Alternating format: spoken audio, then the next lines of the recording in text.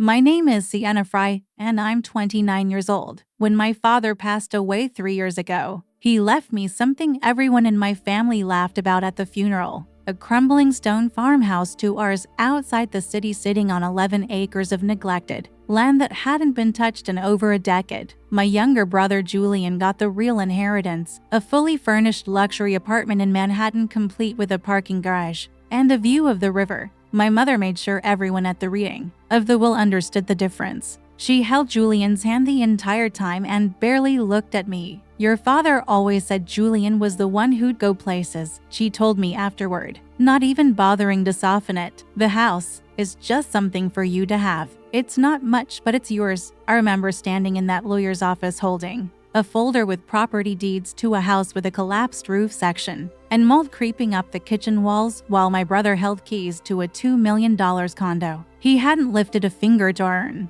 I didn't cry in front of them. I saved that for the drive home alone, gripping the steering wheel so hard my knuckles went white. For years, my mother had a favorite line she used whenever Julian and I were compared: "He has vision. You just work hard." She said it like working hard was something lesser, something for people who couldn't dream bigger. I heard it so many times growing up that I started to believe it myself. But something about standing in that ruined house alone with dust falling from the ceiling beams lit something in me I didn't know was still there. I didn't sell it. I didn't walk away. Instead, I drained almost every cent of my savings, took out a loan I could barely qualify for, and started rebuilding it board by board, room by room. The first winter, I slept in a sleeping bag because there was no working heat. I learned how to patch a roof from YouTube videos at 11 o'clock at night after 12-hour shifts at my job. I negotiated with contractors who assumed I didn't know what I was talking about because I was a woman standing alone on a construction site with a hard hat that didn't fit right. There were nights I sat in my car in the driveway and questioned whether I was insane for pouring everything I had into a place my own family saw as worthless. But slowly, the walls went up straight, the roof stopped leaking,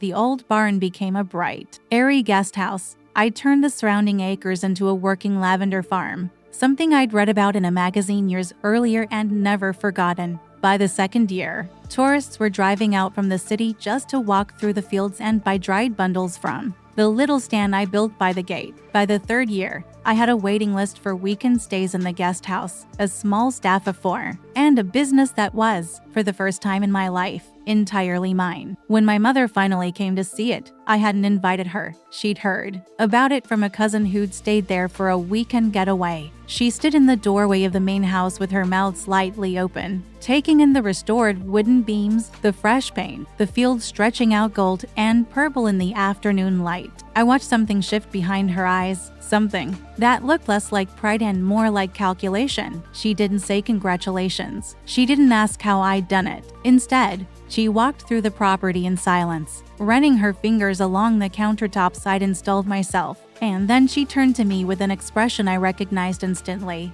because I'd seen it my whole childhood whenever Julian wanted something. "You have 72 hours to give this place back to us," she said, her voice flat, like she was reading off a grocery list instead of dismantling 3 years of my life. "Julian's apartment isn't working out for him anymore. He needs something stable. Your father would have wanted the land to go to him eventually anyway. You've done a nice job fixing it up, but it was never really supposed to be yours long term." I stood there in my own kitchen, in the home I had bled and sacrificed and nearly broken myself to save, and I said nothing. Not because I didn't have words, because I already knew what was coming next, and I wanted to see exactly how far they were willing to go. 2 days later, I heard the gravel crunch under tires in the driveway, and I looked out the window to see Julian's pickup truck pulling in, packed with boxes, like he was already moving in. He stepped out smiling, confident, entitled, walking toward the house like he already owned it. Then he looked up. He saw the finished exterior,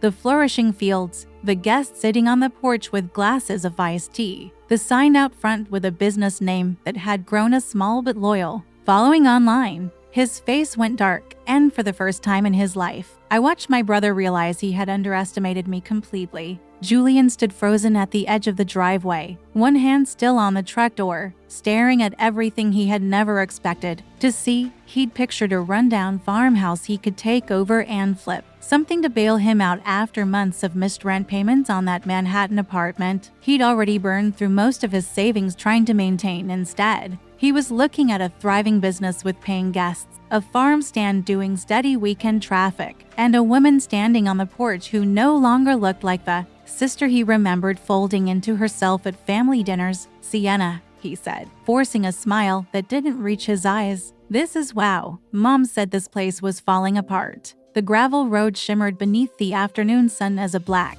SUV rolled slowly toward the farmhouse. Emma set down the basket of freshly cut wildflowers and wiped the dirt from her hands onto her jeans. She had expected this visit ever since the attorney called 2 weeks earlier. Some conversations had a way of arriving exactly when success became impossible to ignore. She walked toward the front gate before the engine even stopped. Her older brother, Nathan, stepped out first. He looked around with visible surprise. The weathered property he had laughed at years before had become something entirely different. Flower fields stretched across the hillside in neat rows. Guests relaxed on wooden swings overlooking the valley. A renovated barn hosted weekend weddings, while bicycles lined the path leading to a small cafe built inside what used to be an abandoned storage shed. "So," Nathan said with an awkward smile, "you've been busy." Emma folded her arms. "I have. I honestly didn't think this place would ever look like this. You weren't the only one." He laughed softly, hoping to break the tension,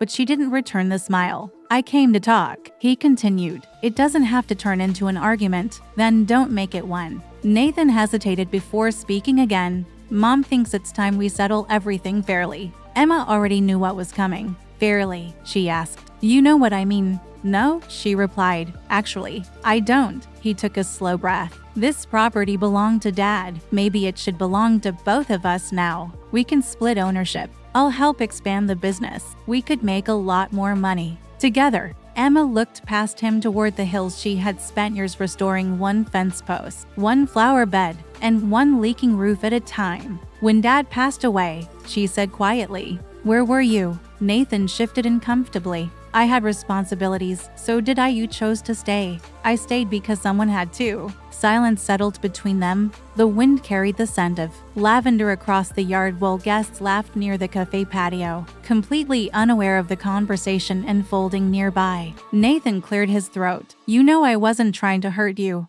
"No," Emma answered. "You just never cared enough to notice what this place meant." He looked toward the restored farmhouse. "I admit I underestimated you. That isn't the problem." "Then what is?" "You underestimated the work." Her voice remained calm. "You saw an abandoned farm. I saw memories. You saw broken buildings. I saw possibilities. Every dollar I earned went back into this land. Every vacation I skipped became another renovation. Every winter I wondered whether I'd lose everything because I couldn't afford another repair." Nathan stared at the freshly painted guest cottages. "I didn't know exactly." Before he could respond, another vehicle pulled into the driveway. Their mother climbed out carrying the same confidence she always seemed to wear. "There you both are," she announced. "Good. Let's settle this." Emma waited. "You've done wonderfully here," her mother said, glancing round with obvious approval. "Nobody can deny that, but your brother needs security. This property can provide that for both of you."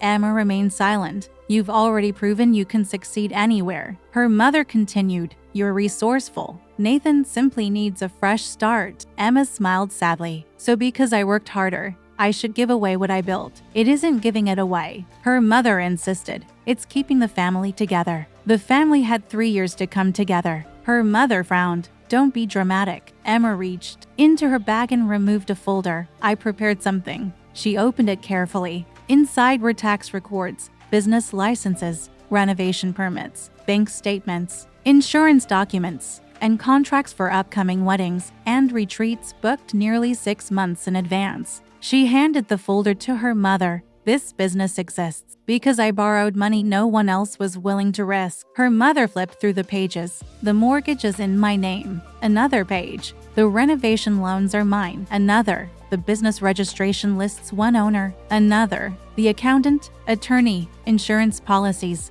vendor agreements, and employee contracts all carry my signature." Nathan leaned closer. "You actually kept records of everything." "I had to." She looked directly at both of them. "Every nail, every tree planted, every roof repaired, Every permit approved, I paid for all of it. Her mother's expression slowly changed. This isn't just father's farm anymore, Emma continued. It's a business. She pointed toward the guests, enjoying coffee on the patio. Those people aren't visiting because of family history. She gestured toward the flower fields. They're here because someone invested thousands of hours creating something worth visiting. Nathan quietly closed the folder. I didn't realize. I know, no one told me. You never asked. The words landed harder than either of them expected. Emma's voice softened. I wasn't waiting for applause. I wasn't expecting help, but I did hope, at least once, one of you would call and ask if I was surviving. Neither answered. I spent nights sleeping in a room with buckets catching rainwater. She smiled faintly. I learned plumbing from internet videos. Another smile. I rebuilt fences I'd never touched before. She laughed once. My first flower. Harvest barely covered my electricity bill. She looked across the fields, but every season got a little better. Her eyes met her mother's again. You know what hurt most? What? Her mother asked quietly. Not that you thought I'd fail. She paused. It was that when I finally succeeded. Your first instinct wasn't to congratulate me. Her mother lowered her eyes. It was to ask for what I'd built. No one spoke. The afternoon breeze rustled through the trees while distant laughter echoed from the event barn. Nathan finally broke the silence. I'm sorry. Emma believed he meant it. I should have come sooner. Yes, I should have helped. Yes, I can't change that. No, he nodded slowly. But I can stop pretending I earned any part of this. Emma gave him a small, genuine smile. That's all I wanted you to understand. Their mother looked around the property one last time. I suppose I misjudged you. Emma answered without bitterness. You didn't misjudge me.